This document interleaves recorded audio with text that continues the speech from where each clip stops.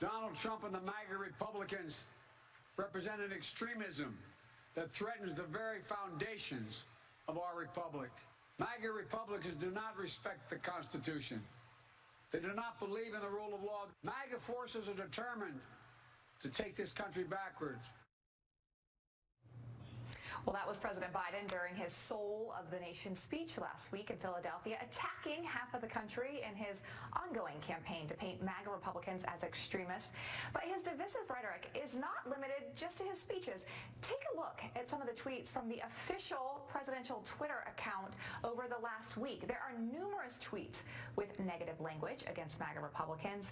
A reminder that this comes from the president who campaigned on being a uniter and the president for all Americans. Joining us to discuss is today's company business and market analyst and Newsmax contributor Seth Denson and host of the David J. Harris Jr. Show, David Harris Jr. Gentlemen, welcome to the show. Seth, I'm going to start with you. We've been talking about Biden attacking Republicans now since that speech. But the crazy thing is people have criticized Trump for his negative speeches or his negative tweets. One of the reasons that so many people say that they voted for Trump over Biden, they didn't want the negative tweets anymore. And now we have Biden out there doing completely the opposite of what he was going to say. You can't say that you are the president for all people. But except for the people who I think are too far gone.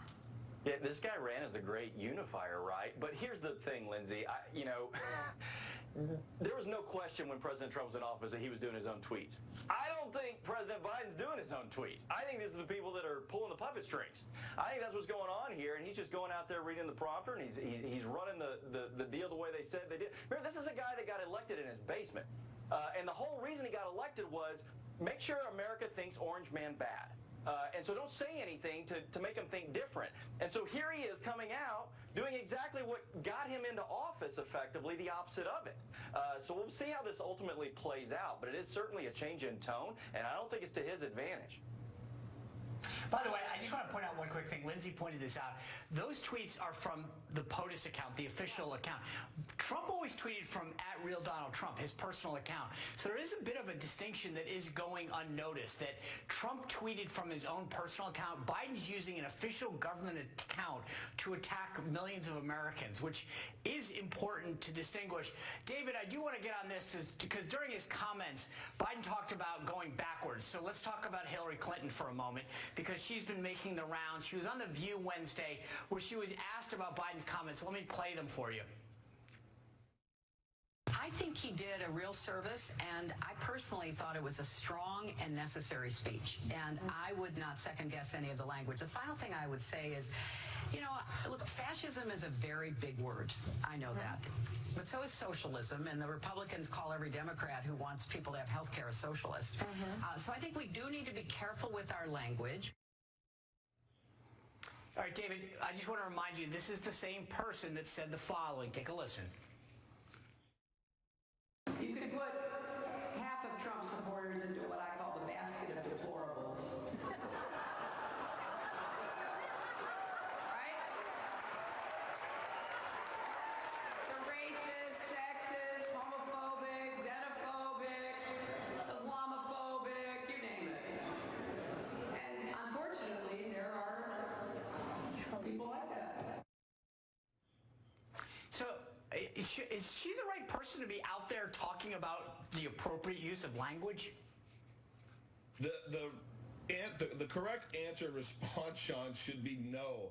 But in fact, I think she is. I'm so glad you played that clip because it worked so well for the Democrats the first time. She literally labeled half the country deplorables, racist, homophobic, all these negative things.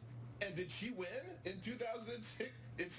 No, she didn't. So here we got Joe Biden that's trying to use the same rhetoric, that's trying to use the same strategy to try to scare people from voting their values. Look, when I vote for Donald Trump, which I will again after he announces, hopefully after the midterms, after we wipe the floor with the Democrats in the midterms, I vote policy. I don't vote for a person that, like Hillary, went into a radio DJ station with some black folks and said, oh, I have hot sauce in my bag. I'm not voting for a person that's pandering because of my skin color. I'm going to vote for an individual that stands for the values that I believe this country was founded on, which is the very democracy and constitutional republic that I think Joe Biden is threatened over. He doesn't want a constitutional republic. He wants a democracy. He wants a socialistic democracy, and I think he's gonna have a rude awakening. So hey, let Hillary keep on talking.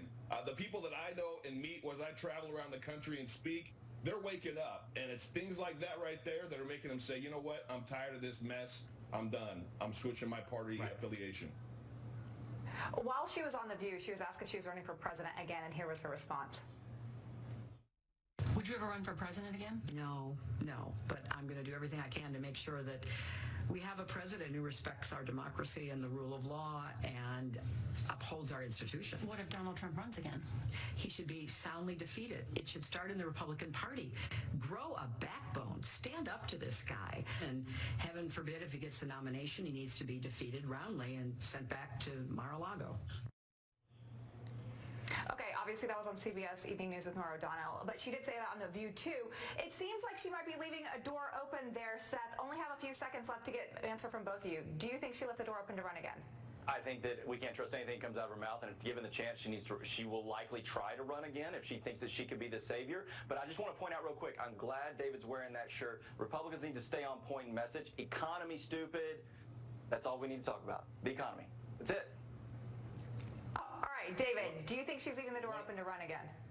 Yeah, I think she may have. I wouldn't put anything past her. But it's like what Seth said. We need to make sure that the American people are focused on the inflation that was caused by Biden. Bidenflation, the rising cost, which continues to rise, of voting stupid. We've all done dumb things. Just admit it and don't do it again.